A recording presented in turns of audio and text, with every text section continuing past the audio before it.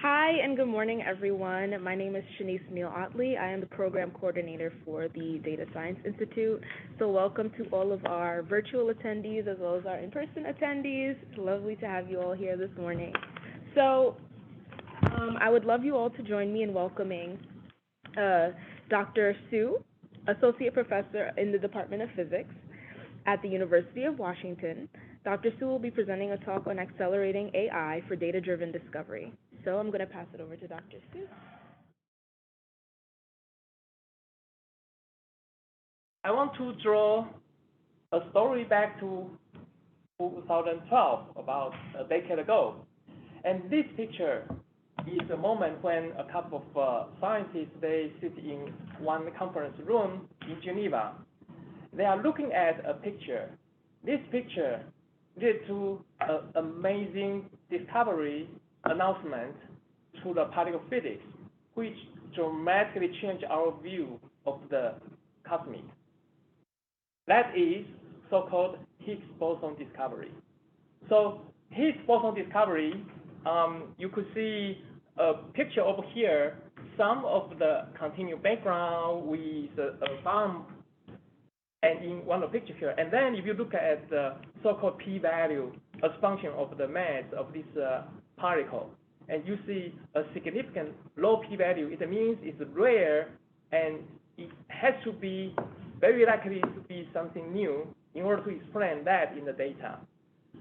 The discovery is a really touching moment because such a discovery is a theory predicted 50 years ago when Higgs physics, who made the discovery, made the prediction of such a particle in order to explain how our universe works. And it took a decade of effort to verify his theory. And this led to the Nobel Prize in 2013. And together with another colleague, Francois Engert, they won the physics Nobel Prize.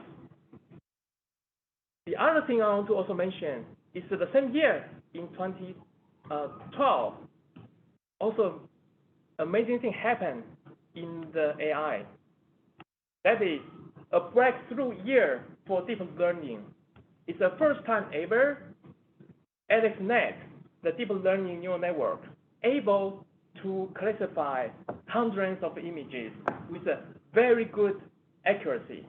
You can clarify the image of the motorcycles with a leopard, with a dog, with cat, and the three famous people in AI, they won the Turing Award in 2018 because of the evolution, the development of the deep learning technology.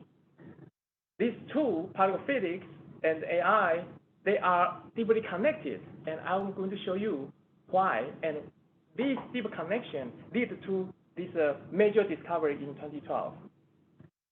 Science is not always just something just happened on the spot. It's always building on a big giant's shoulder, and it's many people's and many generations' effort in order to make discovery. So, for example, we talk about 2012 Higgs discovery, but if you try to just look a few years back, in 1995, there's a heaviest quark being discovered called top discovery. Then there's a lightest particle in the standard model called neutrino, the last one, and they are probably being verified in 2001. Neutrino can change different types. If you try to align the evolution in the particle physics to the development in machine learning, in 1995, this is the time when the support vector machine theory being first proposed. And this algorithm opened the new way you can think about very intuitively how you can define a boundary between multi-features separate two different types of data. Then in 2001, this is the proposal of gradient boosting. And with that, you could improve a lot of different algorithms. For example, decision tree can be improved using the gradient boosting method. Then 2012 AlexNet, 2016 AlphaGo. This is another important moment. Machine learning can beat the best Go player on Earth. So since then, actually, there's a restriction now. There's no more public competition between human brain and the machine for the Go game. 2012 is really revolution of the deep learning, deeply connected the world in part, also where what we are working on in the particle physics. So for the rest of the 40 minutes, I would like to share with you some concrete examples how the AI accelerate discovery and how these two different fields being connected. I will have a few slides explain what the particle physics, and then beyond that, I'll try to focus more on the data science part, and in particular, I will talk in the direction about the engineering technology approach. And hopefully, if you have any kind of questions in between, feel free to just interrupt me, either just send a Zoom message or raise your hand. And this is very cozy setting. Then I think this is the best way to run a seminar. Feel free to just speak it out. Particle physics is in a way that we are trying to study fundamental building block of the physics object and how they interact with each other. If you just look at this building, it's built using this concrete, and with concrete, before building that, you need actually a steel structure. So those are the building blocks. But how do you hold the whole building together? You need some way let the material interact with each other. You have glue, you have different compounds can make them binding together. Therefore, you need both material and interaction in order to understand the universe. And this is what we are doing. We want to study at the fundamental level. What does that mean? Fundamental, in my definition, and it means the most basic, pure constituents. You cannot further divide them anymore. Just like Lego. When you play Lego, you can always find the simplest, the basic unit of that pieces.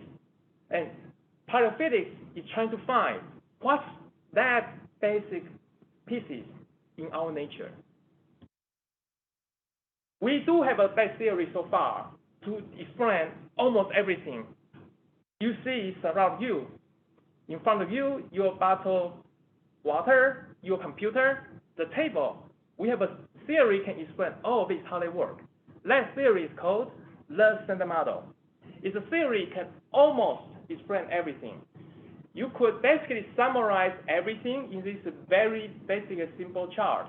You have three different types of major particles. Two of them we call it building blocks. For example, quarks and leptons, they are the building blocks. Then, how do they interact with each other? These gauge bosons, there are four different types, can allow lots of particles interact in order to explain the natural phenomena. Then there's a scalar boson, Higgs boson, just completely separate from the other. Let me give you some examples why I can explain the universe just using this chart. In particular, I want to highlight these five different particles. Up and down, those are the quarks. Using the quarks, you can build proton. Proton is composed of three quarks. Then, together with another particle, electron. Electron surround the proton. That's kind of the picture we are thinking about. It's the basic structure of atom. Now, the simplest atom is hydrogen. With the hydrogen, you can build the hydrogen molecule. With the oxygen, it's just different number of the proton, different electron. All together, you can build water. You can build the gas. And that's how we can sustain our life in the universe right now. Now, how do these particles binding together? These two quarks, these two bosons. Gluon. The name called glue means it's very strong. It is. It is the way how the quarks can bind together. So, for example, you have three quarks. They exchange gluon. You see this kind of a curvy curve. This is how physics symbolize gluons.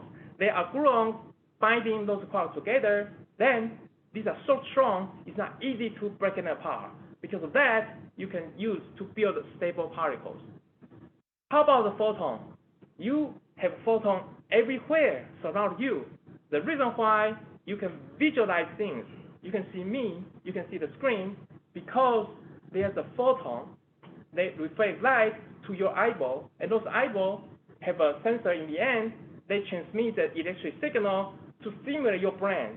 So everything you can explain using this simple chart. This is the best theory we have so far, how physics explains the universe work. So why Higgs is so important? If you can already explain everything, almost everything in the previous chart, you still have one thing missing. That is how everything can be stabilized in the universe. And the way how physics explains that, because we know how to explain the origin of mass, how the mass is generated in the fundamental level because of the Higgs. The Higgs field have a way to generate the mass and stabilize our universe, make our galaxy operate the way it is right now. This is how we can have the life and how we can think as a human being. But when I say almost everything, I need to tell you another fact. Everything you see right now, you can touch, you can feel, is only 5% of the whole universe. The other 95% of the universe, we have no idea what they are. We have a little bit of some understanding. 68% of the universe is something called dark energy. It explains our current universe is accelerating expansion. Then there's another 27% of the universe. We call it dark matter. It's a matter very similar to the matter in our world. It's just invisible. You cannot see it with the light. You can observe with the light. So we only have 5% we knew about. So when we are so proud of the science of the evolution that we can explain a lot of things, we can even now talking about building quantum computer, but it's only 5% of the whole universe. There are so many things we don't know in the universe. So this makes me excited. My current research is how I can use what we know to research what we don't know. And that's how science works. Using what you have now, try to probe what you haven't probed yet. The way we study this dark matter is doing this way. So this is a big problem. We can do this. We can create the dark matter in the lab setup, then study its property. So how do we do that? We just smash in the particles. Because Einstein have told us E equals mc squared. You can convert different types of the physics object using energy. So with sufficient energy, you have a chance to create a particle. Why? Also because quantum physics. Because quantum physics told us there's a Heisenberg uncertainty principle. If you try to measure energy and time at the same time, you cannot measure them precisely together. Or if you try to measure the position and momentum at the same time, you can measure them precisely together.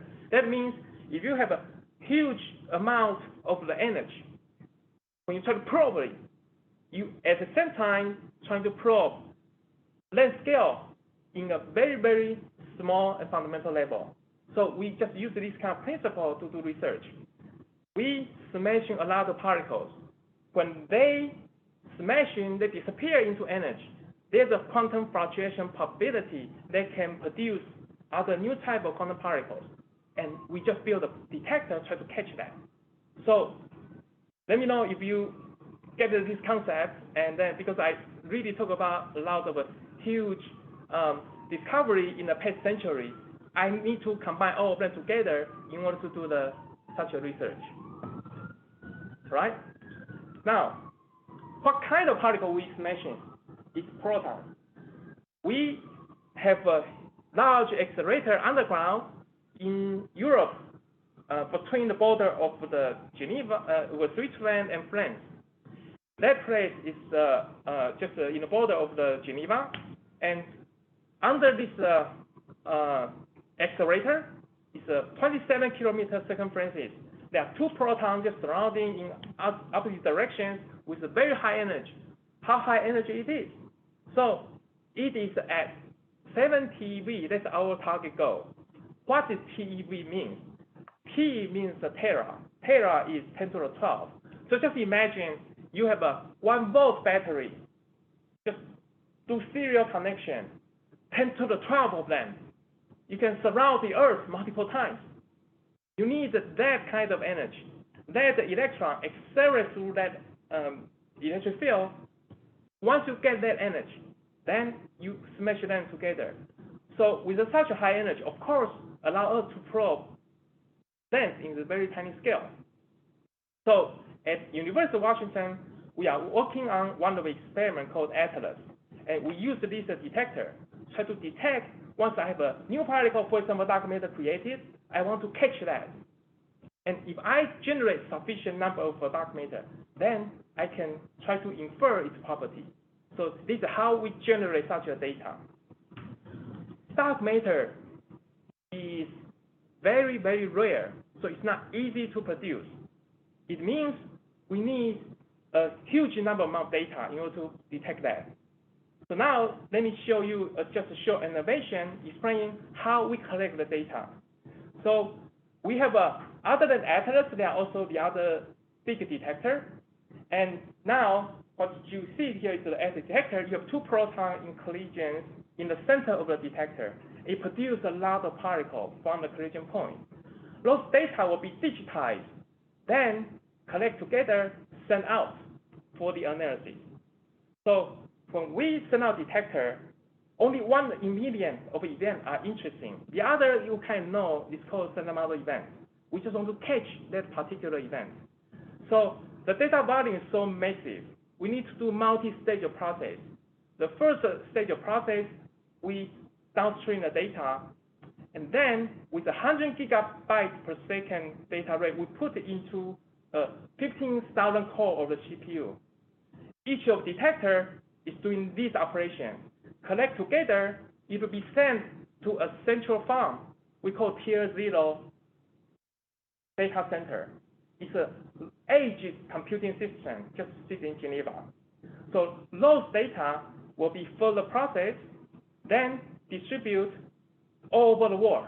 We have a multiple data center in the Earth who collaborate this project, and then students and postdocs in each of the data center have a chance to analyze those and try to find and identify the rare events which encode the secret of the universe. So now, because dark matter is rare, I say we probably only be interested in 1 out of 10,000 collisions, and for dark matter, it could be just 1 out of billion events we are interested in. So we want more data because I cannot just claim discovery with just 1 or 2 events. Science will be reproducible. We do have more data is coming up. So here is 2023. So these data, I want to draw your attention on the blue curve. Blue curve means the accumulation, the integrated amount of the data. These discoveries only use very small data based on our standard right now in 2012. While I was a postdoc, early postdoc in my career in 2012, the amount of data collected for Higgs, I feel like, wow, that's amazing. We've been waiting for half of a century to get those data. And now, from my standard, I feel like, oh, wait a minute, I can collect that in 1 week. This is the advance of the science. And now we are going to even boost the rate of the data. So to me, I'm really, really so excited. I really hope that there's a chance I can skip the next 10 years, then I can directly analyze those data there. Because I knew if I want to make a discovery of dark matter, I need amount of such a data and even more. So if you look at this scale, we are long-range planning of project. We already think about what will happen in the next decade and next 2 decades. And hopefully by next decade, 2 decades or more, then we can have two order making more data than we have now. And that would be a really amazing time. The data increment also increase challenge of the data science. Let me give you one example. If you look at this diagram, the y-axis is the CPU time you need to analyze the data, and the x-axis is just the timeline, and we are here in 2023. So if you look at the blue curve, it is the projection of the baseline computing you need to analyze the data.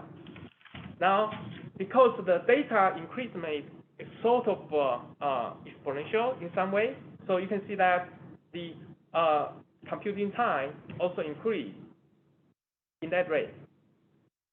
The reality is the red one. You look at the federal government budget, and we do a very, very optimistic scenario, 10% budget up, and we know inflation now is crazy. So 10% budget on the computing, you practically not really translate to the increment you can spend on the increase of computing usage. But if you try to look at what we need, the blue, and what we projected the central budget, there's a factor of 4 gap. That means even I can collect those data, I have no way to analyze them. This is really sad. I have the data there, but I cannot analyze all of them efficiently. We got a problem here. We really think a way, different way to do our research. Otherwise, we are going to lose all the treasure of those data without analysis. We might skip or escape a lot of good opportunity for major discovery. Now, let me just give you some comparison. How the large head-on collected data I just talked about compared to Google or Facebook. And here in 2016, we have a 50 petabyte data, raw data, okay?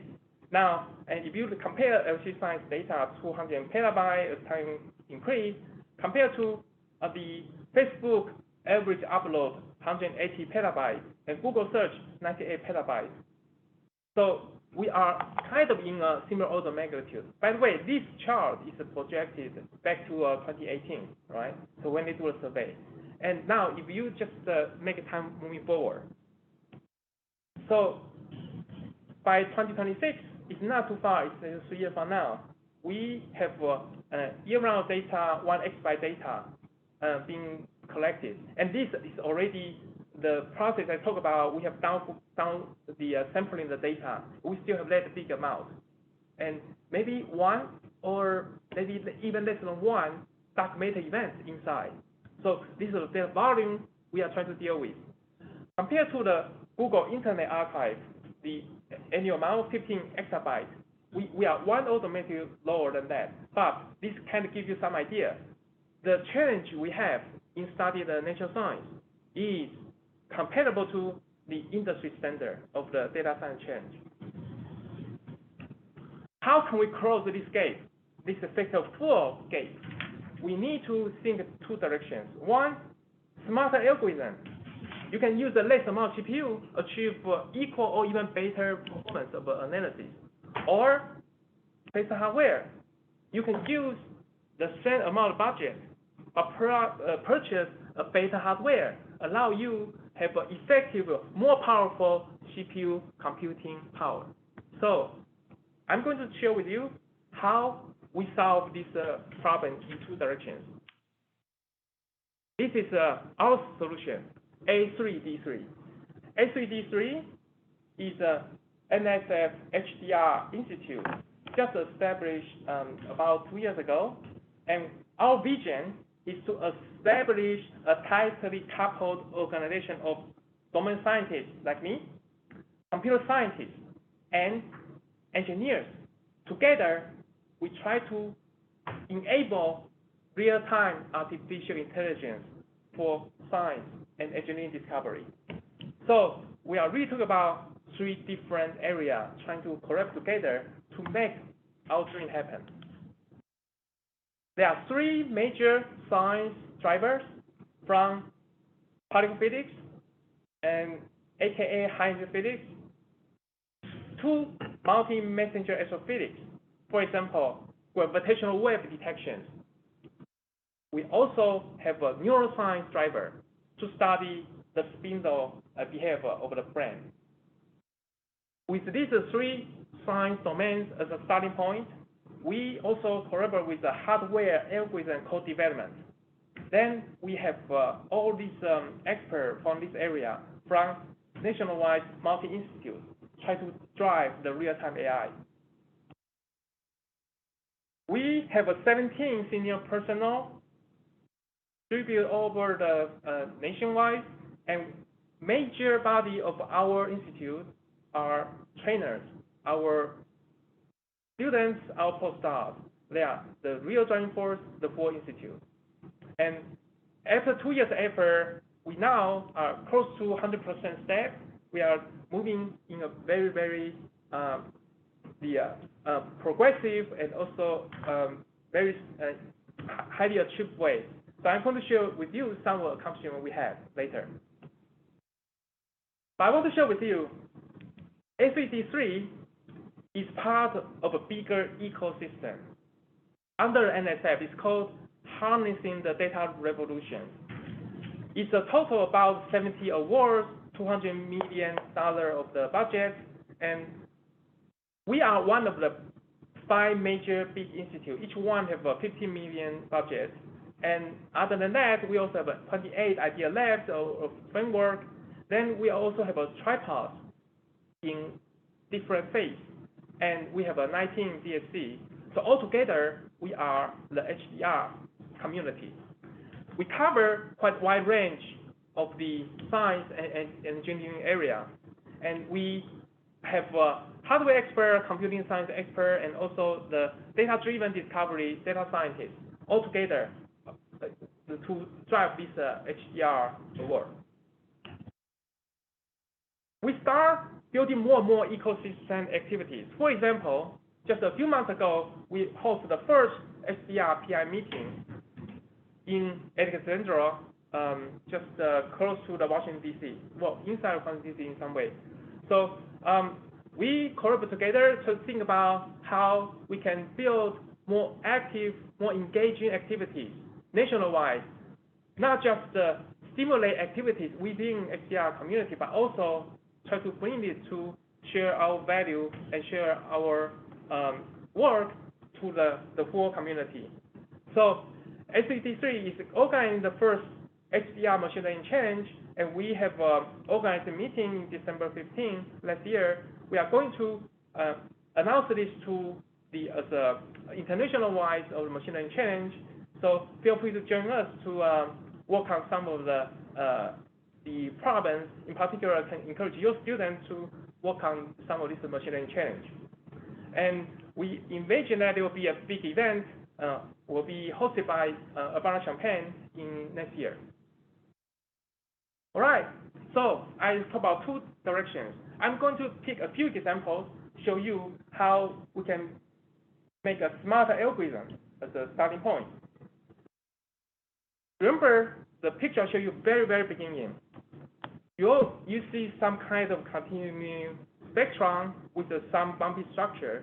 Then this bump clearly encodes something special. But this bump cannot be there without AI. This is how the data was originally look like. Let me explain a little bit what this plot is.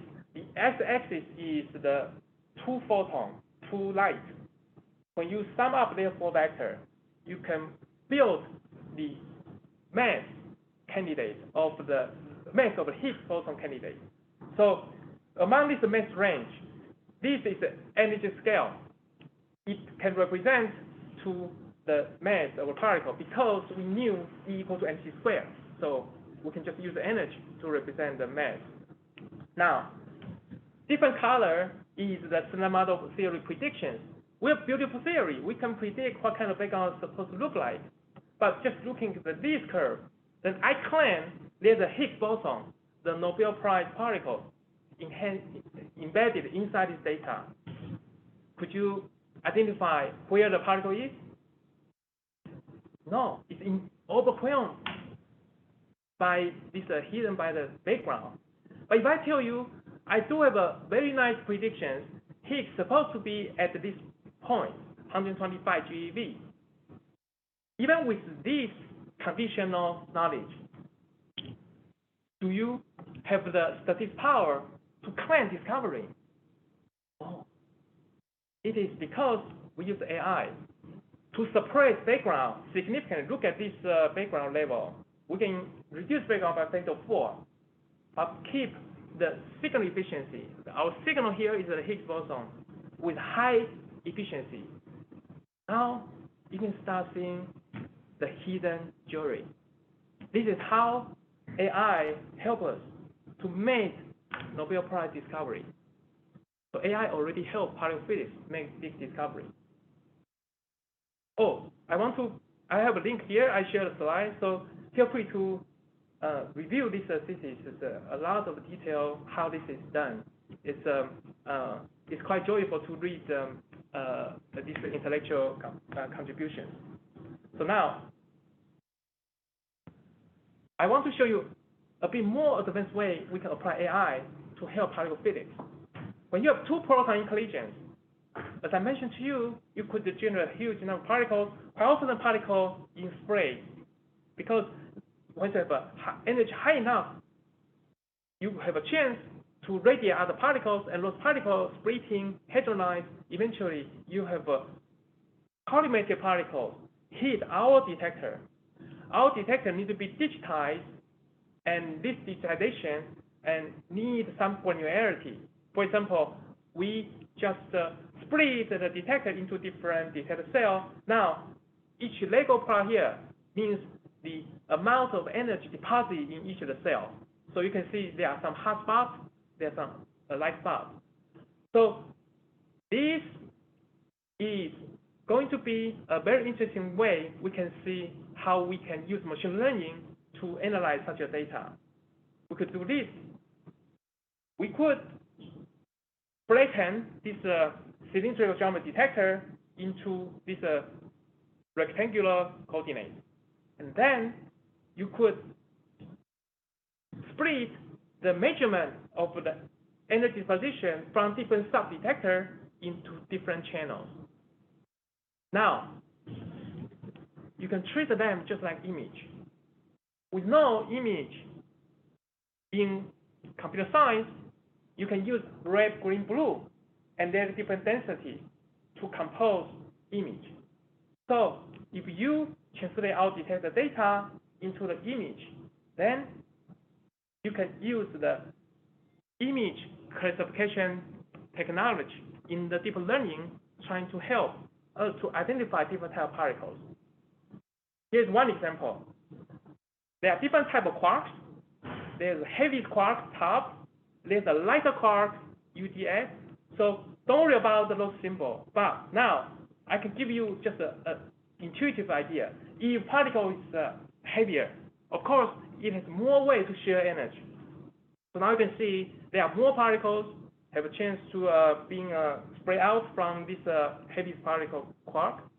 Or if the quark is a bit light, then the possible way to share energy is lower. So it's one way you can think about, just thinking about the energy concept. The nature of particles are different. And if you try to recast them into the image concept, we call it the image jet, all right? So now, see, the top quark, you see a blurry and a broader image. How about the other type of quark? They will be narrower. So using the image classification, you could try to classify two particles. This is the ideal world. I specifically pick some events and some average of events that look so distinguishable. But in reality, because of quantum fluctuations, they are always confusing components. Through using the deep learning, for example, we can use convolutional neural network. Even use the Resonance 50, the pre-trained model. We can translate jet data into this image and feed into this well-known deep learning architecture. We easily improve the classification power. So this is one of the papers published in 2016 showing some of the detail. But here I want to give you a test. If we particle physics try to start thinking the data in data scientist way, we translate our language from detector energy into the image. Then we open ourselves access to a broad range of the smart algorithms being developed through the deep learning revolution. Another example, in the left-hand side, you see a lot of a blue line there. They are one collisions, huge number of particles just produced from those one crossing of the two group of the protons. So we have to identify all those particles in order to understand which some of them coming from the intrinsic physics we have. And how do we do that? If you look at some of detail, so right-hand side is some simplified cartoon. Those detector layers and particle goes through, you are going to have some energy deposition in different layers. So what we need is trying to classify, group them together, which group of the data coming from the same particles. With that, then we can try to translate those raw data into the physics data before we can do analysis.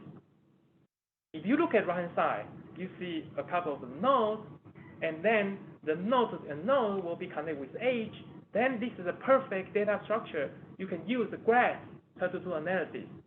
And we develop graph neural network, and this is a work together with Dr. Tice, who just joined the DSI just a few months. So we work together using intention network, trying to solve this graph neural network edge classification problem. And this worked pretty well. Of course, before we can really apply to the real detector, there's still a long way to go. And because I'm going to share with you some challenge later. But it already show you that if we try to change our mind, instead of using the common filter and some of the other different type of seed pattern recognition algorithm, we could replace those using graph neural network and accelerate using the coprocessor. And this would be a powerful way to go for long run. AI can already help us make a big discovery, and we are just learning more and more the best way to use AI to recast our problem into data science problem and then benefit from AI's revolution. So this will be my final part of the talk. Now I show you some example how we build smart algorithm, how we can get the better hardware. So the rest of the talk will be very technical, and hopefully I can give you some key ideas. And then if you would like to see some more details, and I have slides share with you, you can try to go through with more, and feel free to talk to me after the meeting. So in the image in the very beginning, I have an animation showing you how the data is collected in particle physics. Now, let me break down in different stages, because at different stage, we need different ways to probe it in order to really accelerate the full process. First step is you need a sensor to detect the data. We quite often need 1 nanosecond of the latency, because we need to handle the collision rate at 40 megahertz. Such a data is too massive to process. We need to downstream our data. We need to apply some criteria, filter event out, so 40 megahertz data rate can down sampling to 100 kilohertz. To achieve that, you need inference calculation at the order of the microsecond, and we call it the level 1. Now, 100 kilohertz is still too high to handle, so we need to further downsampling to 1 kilohertz. So with that, we use a so-called high-level trigger, because quite often we use a high-level feature to do the filtering. The tolerance of the latency is a bit longer, it's 100 millisecond level. But still, if you try to use a complex algorithm to finish the algorithm in 100 milliseconds and compete with other scientists, everyone to put their smart algorithm in. So it's become a challenge. You cannot put all of them in. So there should be some strategy how you can do that. But with this 1 kilohertz, now we are able to save the data. It's a 1 megabyte per event with 1 kilohertz. That's why we have a 1 gigabyte per second rate that you need to save into the offline reconstruction. And it's offline, you can use the CPU, you distribute all over the place in the globe. Therefore, if your computing time is all the second level, it's fine. All right? So this is a different stage and also show you our bottleneck of the data rate. We use different hardware. So for the very first front end, we quite often design customized ASIC. Then at the level 1, we use the FPGA, field programmable gated array. And for high-level trigger, we are in the past just using a CPU, 15,000 core CPU. Now we have a evolution going on, trying to use some heterogeneous computing with the CPU plus GPU or even other type of the coprocessor for the high-level trigger. Right? So then for the CPU, we use grid computing, but there's also a trend trying to use a high-performance computing using the supercomputer in all different national labs, or in possibly some of the partnership with the private sector and the government trying to work on our offline analysis. In HED3, we realize a challenge. We need to handle the latency and also the stream data rate, the throughput, these two different axes together. So if you try to check how the RHC challenge is, level 1 needs to be order of microsecond. And data rate is 10 to the 14 bits per second.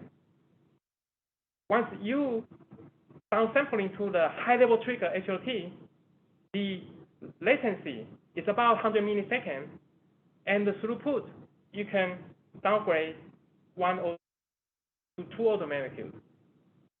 So if you compare to Google, this is a Google Cloud. So now everyone is using Google. Even I'm using Google Cloud right now because my slides are sitting on the Google Cloud. And all over the world right now, the Google Cloud, the latency is not so high. The order of second is okay. And look at throughput. It's not as challenging as we have. But we only have maybe less than 6,000 scientists. And just some of us working on computing. Compared to Google, you have the smartest brain in the world. Try to work on Google. We have a more challenging problem than Google, but we have much less resource and manpower to work on a problem. We need to do things smart in order to get out. This is a way that we try to approach in SVT3. We try to align with the industry focus. What is industry focus? Try to develop more FPGA or ASIC, because everyone is trying to push for the AI chip. So you use particular ASIC to accelerate your AI algorithm, can achieve better efficiency, reduce the cost. And on the other hand, we know if you can do CPU, you have more flexibility. For example, I want to change some algorithm. I can recompile my code. But if you do ASIC, once you design, it's done. Once you produce on the foundry, it's there. And if you want a new algorithm, great, submit a new batch, produce a new hardware. And it's very expensive for scientists, because quite often we have a new algorithm today, and maybe even just a few hours later, or just have a coffee in the afternoon, oh, I have a new idea, I want to change my algorithm. It's not tolerant if we try to do the ASIC for research. In HED3, we have a core developer called HOS4MLO. This allows us to tackle the FPGA. And we also have a coprocessor program. This coprocessor can help us to scale up the high-level trigger. And this development, we need to cooperate closely with the algorithm expert. And without this, we can optimize the usage of the hardware with the most advanced algorithm. So now it's going to be very technical, but I'll try my best, and feel free to stop me anytime, any questions. What is HOS4MLO? HOS is a high-level synthesis language. You need that in order to load the algorithm into the FPGA. So FPGA is the dynamic gated array electronics. If you want to rewire your circuit with different gate connections, then you can program the hardware and it can still operate efficiently. So it's really, really nice, but it's not so friendly in terms of programming. You need some dedicated electrical engineering training in order to design this actual flow code efficiently. Therefore, actual FlowML did a job, try to engage everyone's expertise, and you can focus on your expertise. You are the machine learning algorithm developer using develop a model solve your problem. You use your popular, friendly, familiar the algorithm, for example, a library tool. You can use PyTorch and build your model, and you can compress your model. But then you need a step convert to the HLS. Then once you have HLS, you need a tool to test it in the coprocessor or some customized firmware design. So once we have different components decoupled, engineer can focus on optimize particular HLS algorithm, and the algorithm developer focus on the domain science applications. And we have reliable converter. Just convert, for example, Keras model into the HLS, then you can just try to test it on the hardware. So to do it, because the FPGA is a fixed point machine, but CPU and GPU are floating point machines, so there's a concept called quantization. A 32-bit developed algorithm, quite often you don't need such accuracy. You can try to quantize, you can try to study different fixed point precision, and you could have just a 4-bit on integer, and then define different number of the fractional bits. Then you can try to tune it and try to find the optimal point that you don't need to use all the bit requirements, but you can achieve the model, the area under the curve accuracy as good, as close, or satisfy usable accuracy for your problem. With that, you could reduce the resource usage on the hardware. You can also do compression. What does that mean? For example, this is a fully contained network, and you can, each color represents the number of the weight. The darker color means a larger weight. You could try to reduce, just cut the weight, zero out those low weight connections. Then try to test whether you can still achieve tolerable accuracy. This is called compression process. If you reduce number of weights, that's great. Now you actually don't need all of those. You can still solve your problem. Combining quantization and compression open the idea and the way you can reduce resource and work on your problems on the hardware, and open the opportunity and window to accelerate your calculation. So this is a plot. I just want to show you some of the highlights. So the x-axis is the rate of the trigger, and the y-axis is the efficiency. You can retain the signal. So the other dot point here is you use a conventional way trying to optimize your algorithm. But if we change to machine learning, you have a curve here. Now you can choose different operation points. If you want the high efficiency, of course, you have reached the higher rate. But what we really want to achieve is that I don't want to increase my rate, but I want to increase my efficiency. And look at the machine learning. You can achieve a 70 kilohertz. And conventional way, you have a really low efficiency, 20% or 10%, but machine learning can easily boost to 35%. Now, use machine learning, you can choose different operation points. And we have a way you can load to FPGA because of this algorithm, right? How about high-level triggers? So high-level trigger, we are proposing and pursuing this direction. It's called machine learning as a service. So you could have a server run different type of the coprocessor. It could be GPU or FPGA. And remember, we have a 15,000 cores. Now, those cores, they don't necessarily need, everyone need a GPU or FPGA. It's very expensive. But what you can do is that you just make a request. If I have a machine learning algorithm, I want to accelerate, I just make a request to the server.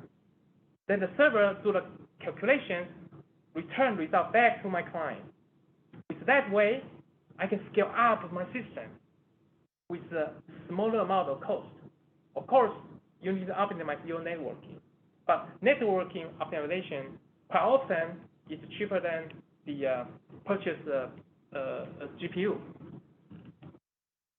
We collaborate with a lot of IT companies trying to pursue this such approach technology.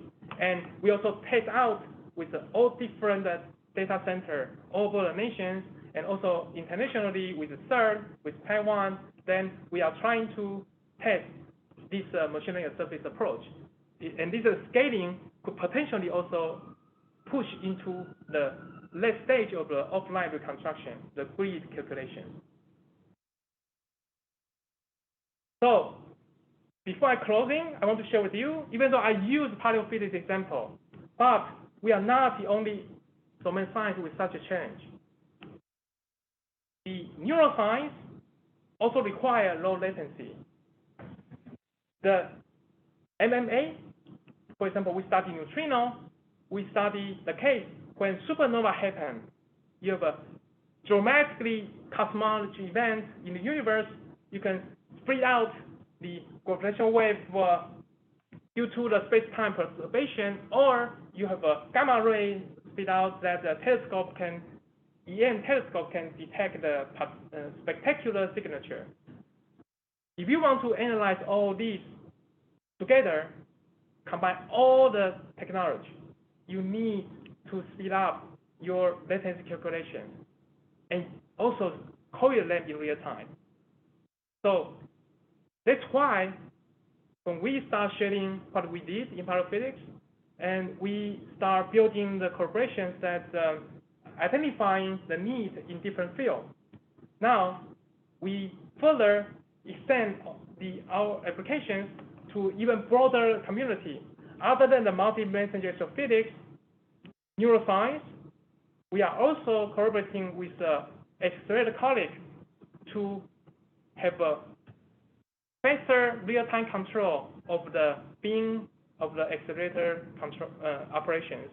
And we can also speed up the calibration of the microscope to improve and accelerate discovery in material science. In H3D3, we have a post-bac program. So we welcome students who finish a bachelor degree within 2 years, apply to the program. You can try our program. You'll be hired as a full-time 1 year of the research assistant and collaborate with one of our partnership colleague can check if this would be an interesting career for you to pursue. Interesting apply to our program. Right? In summary, I show you some example how AI have helped make a big discovery in paleophysics and how it can further advance the field, but not just paleophysics, it across to multidisciplinary science. And this requires revolution of engineering and computer science and artificial intelligence as well. So we believe this is a really, really good time, and also it's a growing community. And feel free to join several of our events. For example, we are coming up with Machine Learning Challenge, and also we have a PI meeting. So thank you for taking my talk, and I'm open for questions. We actually have a question on the virtual side. Yes. So Matt Herman is saying, I assume you have to implement Fourier transforms on your data, and that this is done offline. What is the largest Fourier transform you can perform? So for example, the phase Fourier transform is popularly used in the gravitational wave and also the MMA. And currently, what our algorithm is mostly, there's a transform of the data, but not learning operations. It is the transform data, for example, spectrogram can be the input to the machine learning. Then our job right now focuses on we can further accelerate the machine learning using the spectrogram data to a more complicated algorithm. So if your question is about how we accelerate FFT, and this could be an interesting problem for us to pursue in the future, but currently it's not our focus. Okay, thank you for the question. Anyone else have questions? Oh, First of all, round of applause. So thank you for the talk. I mean, I really like the articulation of how you like try to explain how we are translating the physics problem to the machine learning problems, especially the track reconstruction one into a GNN. My question was more on like how we are progressing ahead. As you showed, like the data volume is going to increase. The AI stuff is going to increase because things like LLMs and like graph neural networks are gaining space. So where do you perceive this moving 5 years down the line in the physics space, given the voluminous amount of data? And also, how do you would you like to advise to students who are particularly entering into this field, not as a researcher but probably as a data scientist, to equip themselves better for the future? Great. Okay, thank you. There are a couple of questions. I'll try to recall it one by one and remind me if I have ever addressed that. Okay. So first, how do I see the AI application to particular particle physics field and 5 years down the line? So there is a tendency more than just improve the low-level feature reconstruction, as I show you the graph reconstruction to the tracking. Once you have the object, we can also use the AI algorithm as a data-driven way to make discovery. For example, model is, but I could just try to look for the anomaly in the data. So anomaly detection in the particle physics is a rising direction, and we try to apply for. Anomaly detection has been popularly used, and there are many successful applications in data science. This is more like a open land in particle physics. So for a new student who are thinking about some directions could lead in the next year or so to a 5 year long line, I would highly recommend thinking about this data-driven approach for particle physics. And graph neural network is still in the high, and we actually have the activity going on right now. We have shown, I did not show some results here, but using the graph neural network, in particular the graph data structure, is really quite a natural way to describe particle physics data. So we have, I have seen in the past few months, and students have been trying different type of graph neural network, and to tackle our original problem have been really benefit from using, for example, negative processing using recurrent neural network or transformer. But they've been in a direction that seems going to be superseded by the graph neural network. So I will not be surprised if I give a talk in one of the computing science or the particle physics this summer. Many of the results will be based on the graph. And this, I think it's also very difficult to predict what will happen in 5 years from now. It's quite likely in the next summer, I will see a lot of application of particle physics problem using ChatGPT. This could be the case, yeah. So I think this field is just evolving so fast. And but I was summarizing anomaly detection on high-level feature, bringing the data-driven weight in pre-out data. That's definitely the one direction. And there will be more application of graph neural network, yeah. And I will leave another big area, 50% for something new, just beyond my imagination will come up, right? So I might jump to the next question you have. And as a data scientist student, what would be my way to see can prepare to work on real-time AI problems? And there are two different directions. One is smarter algorithm. The other is better hardware. Data science students usually have a background on algorithm side, have a talent looking at the data, visualize their particular structure, and make connection what would be the more advanced algorithm to solve the problem. So smarter algorithm is an easier way for data scientist students to enter real-time AI field. It's more than just algorithm. Do it, because you need to talk with the hardware expert. I have a good algorithm, But can that be put into real time? Exactly. Not necessary. So you want to cooperate with the hardware expert. What's the constraint of this hardware? Intel FPGA different from the Xilinx FPGA. With your hardware, and or you have an AI engine in the coming up new heterogeneous computing of the coprocessor. What's the possible algorithm you already support? Then you think about, if this already support, could I actually make it work to my problem? This will be the hardware algorithm co-development. You need to be in the loop, all right? So in summary, I would think a natural way for data scientists to prepare students is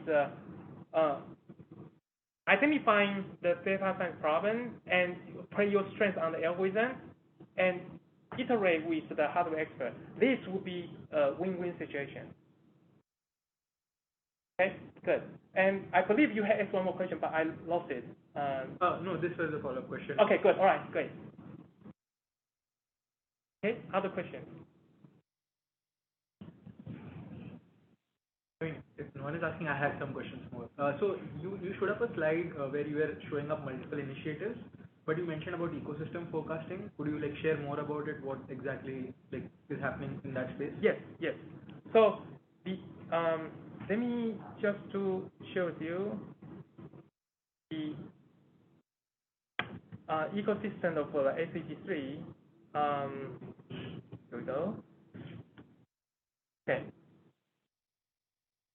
In the full HDR program, we have a ecosystem on the forecast, weather forecast, oceanography forecast, and we have a material and genome scientist, and we have also the material science on the new material design. And there's also a direction we are trying to push forward, how we could actually engage the social science into the HDR community. Because as long as you are thinking about data-driven discovery and how you want to accelerate that process, then we can definitely find a platform and trying to focus on the problem and think about different technology, how to solve it together. So the HDR ecosystem, in this coming year, we using the machine learning challenge, trying to share the data.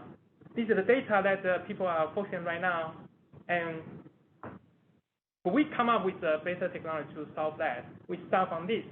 And then in the next year, we are going to open up even broader.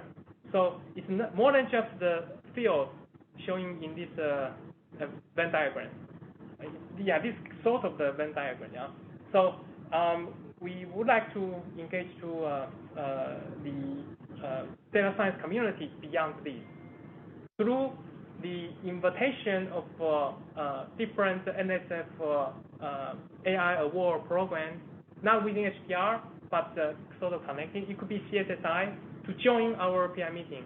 Then we can have a very concrete way to discuss this. And other than that, each of us actually organize a weekly seminar, and these are all open to everyone. And you could access to several information through each of our websites. For example, in SEG3.ai website, we have a link to the weekly seminar, monthly seminar. Those are the way that we would like to build up the ecosystem, empower the engagement and collaboration. Okay. Through our virtual side of things, someone's asking if you will be open to sharing the slides after the. Yes, I actually sent the slides to advertise and also Alexis. Okay. Yeah. But yeah, feel free. Yeah. My slides totally open, and feel free to contact me or my other colleagues. We will be very happy to continue the discussion with you. Any other questions? Okay. Okay. Bye. Thank you again. Lovely.